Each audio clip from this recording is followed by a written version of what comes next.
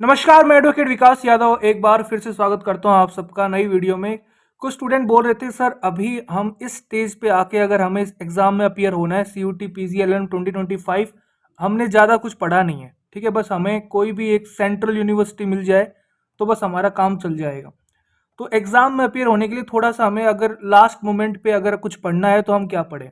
तो देखो इस टाइम बस आपको मैं यही बोल सकता हूँ कि टू द पॉइंट ही पढ़ो। जो भी आपका सबसे पहला काम होना चाहिए, जो भी C U T P G L L M में 4 साल में, क्योंकि 4 ही पेपर हुए हैं इसके, तो आपके जो भी क्वेश्चन आए उस क्वेश्चंस को आप अच्छे से डीपली सोल्व कर लो। जैसे इस जो स्टडी मटेरियल में आपको मिलेगा, जैसे मैंने यहाँ पे बता रखा है, जैसे बात करें हम आईपीसी की बात करें तो जस्ट आपको IPC C U T P Y Q खोल लेना है, जो भी सब्जेक्ट कवर कर रहे हो आप, तो उसके अकॉर्डिंग इस तरीके से मैंने आपके जो सी यू टी की पी वाई क्यू करवा दिए हैं कि अगर आपका जो भी एक क्वेश्चन आया, जैसे पहला आप स्क्रीन पे देख रहे हो, under which one of the following section of the IPC the word offence has been defined. ठीक है, तो ऐसे क्वेश्चन आपको पता है काफी आते हैं एग्जाम में। आपके एग्जाम में इस पैटर्न पे 2 से 3 क्वेश्चन आए हैं डेफिनेशन वाले पैटर्न से, जो चैप्टर 2 जनरल एक्सप्लेनेशन होता है वहां से। अब या तो आप कम से कम 400-500 आईपीसी के क्वेश्चन लगा सकते हो, तब आपको फिर ये जो मेन मेन सेक्शन है नीचे लिखे हुए हैं सम इंपॉर्टेंट सेक्शन, ये आपको मिल जाएंगे, क्योंकि आपने 400-500 क्वेश्चन कर लिए, क्योंकि इन्हीं में से बार बार क्वेश्चन आ रहा है। या तो आप वो कर सकते हो, लेकिन इतना टाइम ये नहीं है कि अभी आपके पास कि हर सब्जेक्ट के लिए आप 400-400 500-500 क्वेश्चन लगाओ। आपके कॉन्स्टिट्यूशन में लगभग 13-14-15 क्वेश्चन आते हैं, तो उसके लिए तो आपको 1000-1200-1500 क्वेश्चन भी लगाने पड़ सकते हैं, क्योंकि कॉन्स्टिट्यूशन सबसे इंपॉर्टेंट सब्जेक्ट है।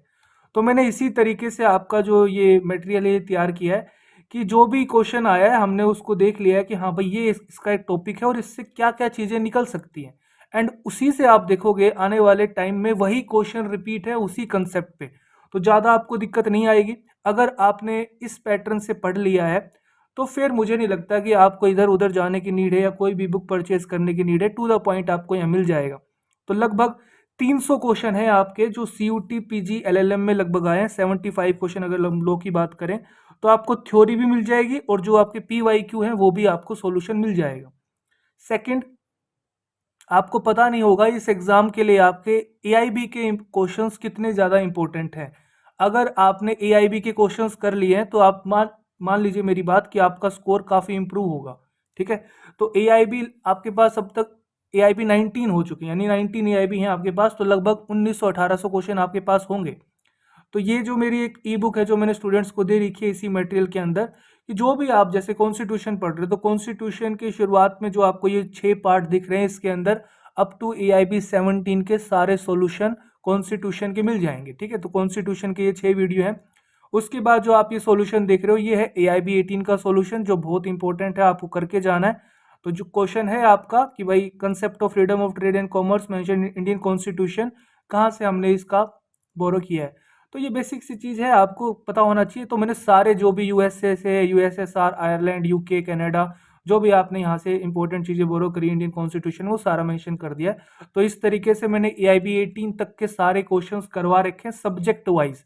तो जो भी आप सब्जेक्ट कवर कर रहे हो, तो जैसे कॉन्स्टिट्यूशन के बाद आपका आईपीसी आता है, तो आईपीसी के पहले सारे वीडियोस देख लो, क्योंकि AIB के क्वेश्चन बहुत ज़्यादा जरूरी हैं।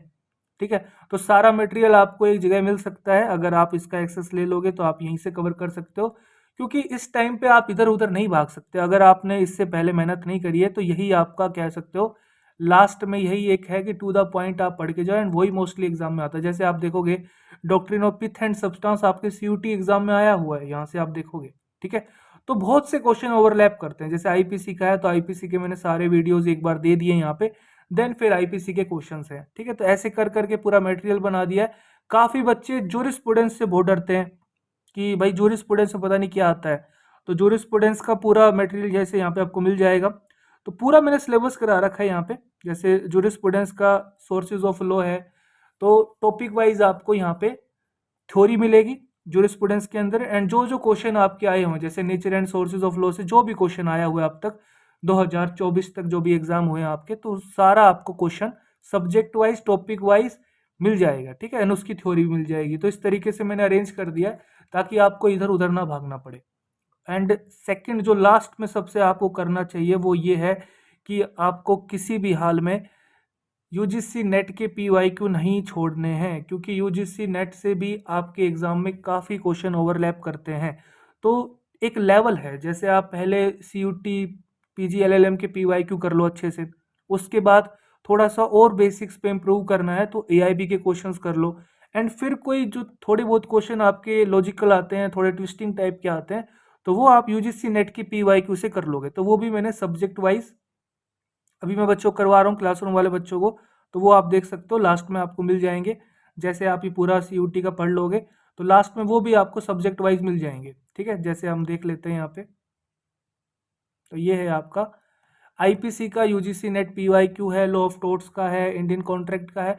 तो आपको यहाँ पे सब्जेक्ट वाइज यूजीसी नेट के पीवाईक्यू मिल जाएंगे, जो आप लास्ट में जो भी आपने ऊपर थ्योरी पढ़ ली है एआईबी की, सीयूटी की, उसके बाद आप अटेम्प्ट कर सकते हो इन क्वेश्चंस को। आपको अपना स्कोर भी पता लगेगा कि आपने कितना अच्छा लर्न किया है। तो यही एक पैटर्न है। फिर से अगर मैं बताऊं, इस एग्ज़ाम को ज़्यादा आपको डरने की ज़रूरत नहीं है। अगर आपने स्मार्ट वे में, पूरे ऑर्गेनाइज्ड वे में अपना काम किया है, तो ये कोई ज़्यादा हार्ड एग्ज़ाम नहीं है। ठीक है, 3 पिलर हैं इस एग्ज़ाम के, अगर हम बात करें, अगर आपने उन 3 पिलर्स को हिट कर दिया तो काफ़ी अच्छा स्कोर कर सकते हो। अगर आपको डीयू जाना है, बीएचयू जाना है, बीबीएयू जाना है, हम केवल यहाँ पे जनरल स्टूडेंट्स की बात कर रहे हैं, जो बच्चे जनरल हैं उनकी बात कर रहे हैं, तो आउट ऑफ 300 आपका टारगेट होना चाहिए 200 के आसपास।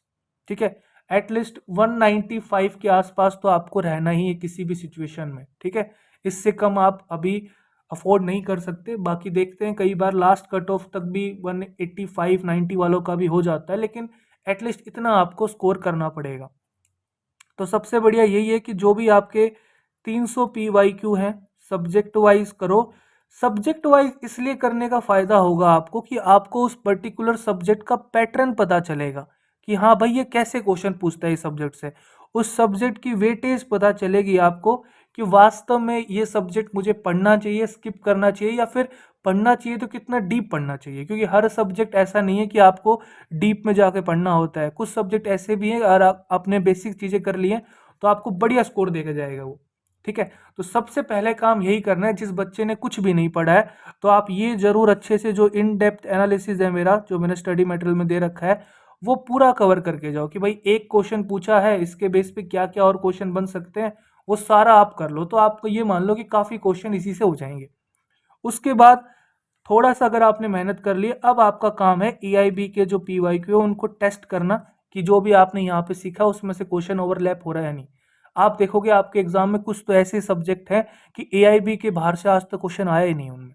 ठीक है, तो एआईबी के पीवाईक्यू करो अप टू एआईबी 19, ये आपको बहुत हेल्प करेगा। ठीक है, तो जब आप यहाँ तक पहुँच जाओगे तो मुझे लगता है कि बहुत ज़्यादा कॉन्फिडेंस आएगा आप में।